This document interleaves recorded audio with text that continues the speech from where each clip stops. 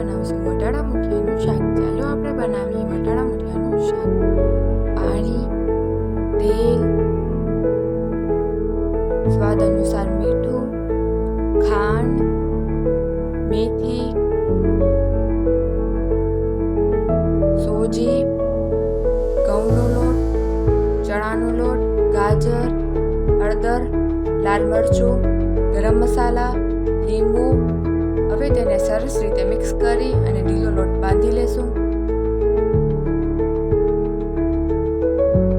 Muthiya ready કરીને તળી લેશું.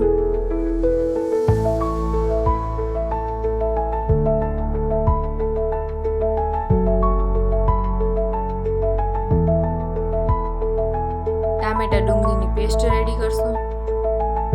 કુકરમાં લેશું તેલ, હિંગ, ડુંગળીની પેસ્ટ, લીમડો, ટામેટાની પેસ્ટ, હળદર, લાલ મરચું, ધાણા પાવડર, સ્વાદ અનુસાર મીઠું. સરસ રીતે તેને સાતળી લેશું.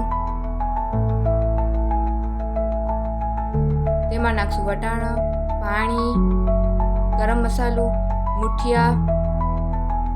હવે તેને 1 મિનિટ માટે સ્લો ફ્લેમ પર કૂક કરી લેશું. હવે આપણું રેડી વટાણા મુઠિયાનું શાક. આ રેસીપી ગમી હોય લાઈક કરજો, શેર કરજો, પેજને ફોલો કરજો.